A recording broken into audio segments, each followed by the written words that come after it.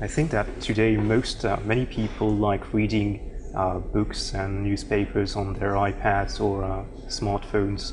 Do you think that actual books, paper books and newspapers are bound to disappear someday?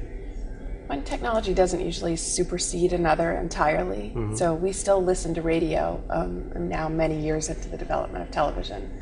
We still read newspapers, even though the web has existed for 20 years. And most major newspapers have been online for 10. So there'll always be people who still prefer the old technology. And the old technology will develop in interesting ways to circumnavigate the new technology. So there'll be things that you can get in a newspaper, crossword puzzles that you can draw in, coupons that you can cut out, that you just don't get on the iPad or smartphone. Okay. I wanted to focus on books.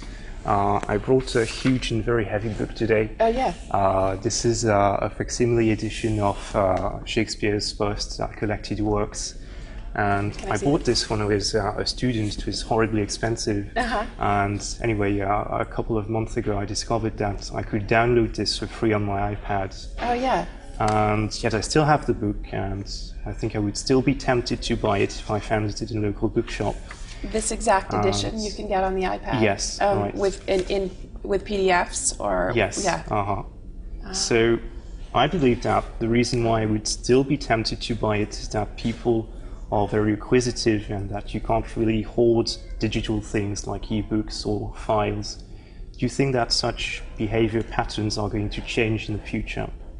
I've been fooling around with the idea that there might be something called dialectical immaterialism. So the opposite of Marx's dialectical materialism, where people like me who love technology believe that we're moving farther and farther away from heavy, dusty, expensive things like this into a world of almost pure abstraction and thought. But lately I've realized that that revolution, the digital revolution, like Marx's revolution, might not be quite so smooth.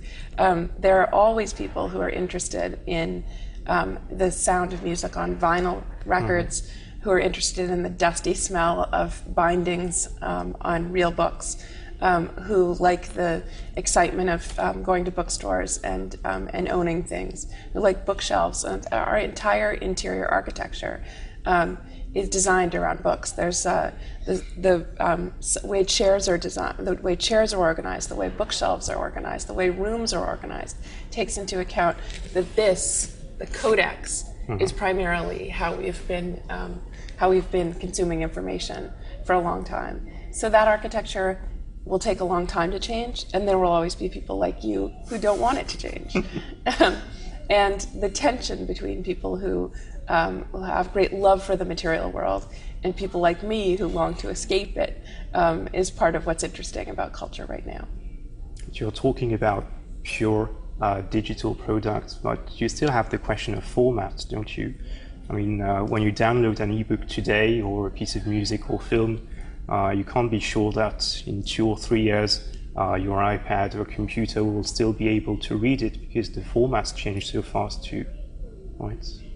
Yeah, I mean, the idea about whether these digital artifacts will last or whether they're fleeting is of interest to people who have a great deal of investment in material culture, because people like you like things that hold their value, where people like me like fleeting thoughts.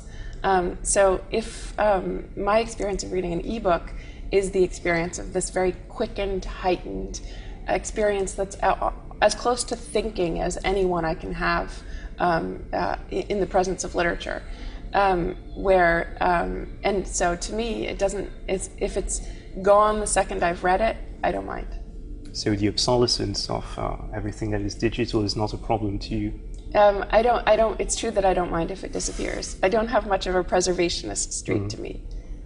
However, I hope I get a chance to read it before it disappears. I read on one of your posts that you recently bought a protective screen for your iPad. Isn't that something of protection? It's true. I've slowly come around. As I say, I'm no longer a Bolshevik entirely. I've come around to the idea that there is some beauty to the material world that's in my muscle memory, that's in my my limbic system, that's in my emotional life that I can't give up entirely.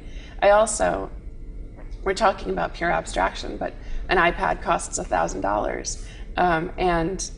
My first thought when I bought my iPad was that I needed to protect it. So I got a protective film to go over, as you say, to go over the screen.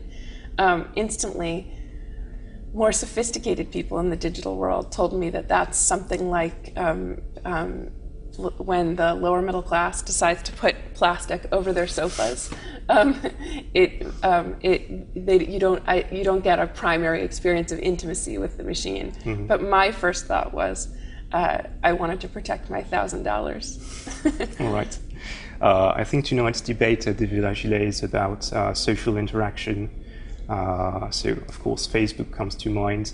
Do you think that Facebook is a good way to socialize, or is it, like some people argue, something that, on the contrary, develops some form of antisocial behaviors in people?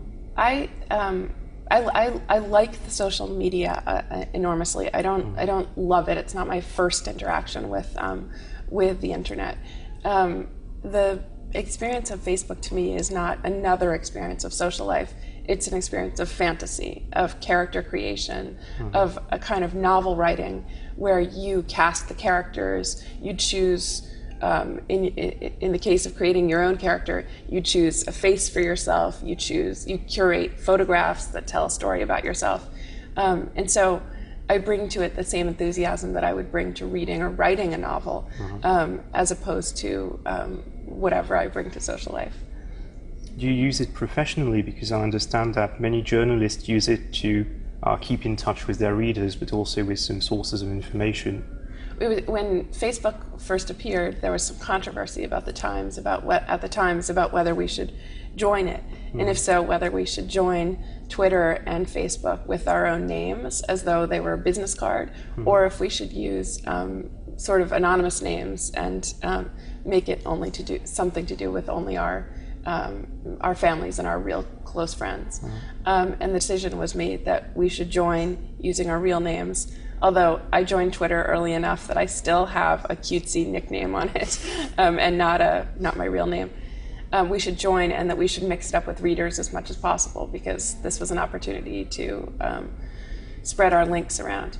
Look, the New York Times and any newspaper is always a very populist form and always an ephemeral form. We're not writing Shakespeare for all time. We're always writing something just for the day, and so Facebook is a natural fit for journalists novelists, poets. That's another thing. But we all have always gotten reader mail. We've always interacted with readers, and this makes that interaction easier. I think that the New York Times is very successful on the internet. Do you still sell a lot of paper copies? Yes, the profitable part of the newspaper is still the paper newspaper, is still the daily newspaper. Our subscribers are extremely important to us, and while there may only be less than 900,000, fewer than 900,000 of them, while we have millions of unique visitors to the site every month, they are the ones who regularly pay. So where people will use the New York Times almost infinitely online or in the iPad edition, there's one thing they haven't so far wanted to do, which is pay for content. We're about to give them the opportunity to pay for content by dropping what's called a paywall, which will allow for tiers of access to the content of the New York Times. And so we'll see then if the online readers are as willing to pay for content as their counterparts with the print paper. Just one question on education. Do you think that this digital revolution can change something in the world of education? I think that educators increasingly need to incorporate the lives that their students lead online. An extreme version of this is a Japanese college classroom I visited, where the handhelds and smartphones of the students are incorporated into the curriculum. So the fact that they're curating essentially film online on their handhelds, music online, that becomes part of the classroom and part of the discussion. There's some also interventions that students can make online, and professors should encourage them to do it. I've been telling professors of every subject that they should give students an assignment at the beginning of the term that they should contribute to a Wikipedia entry that's relevant to the subject, to the material of the course. So by the end of the term, ideally they will have gotten one small change to a Wikipedia entry approved. This is instant publication, instant peer review, and it's also getting familiar with the apparatus of Wikipedia, which is increasingly important toward building an archive. All right. Well, thank you very much. Thank you.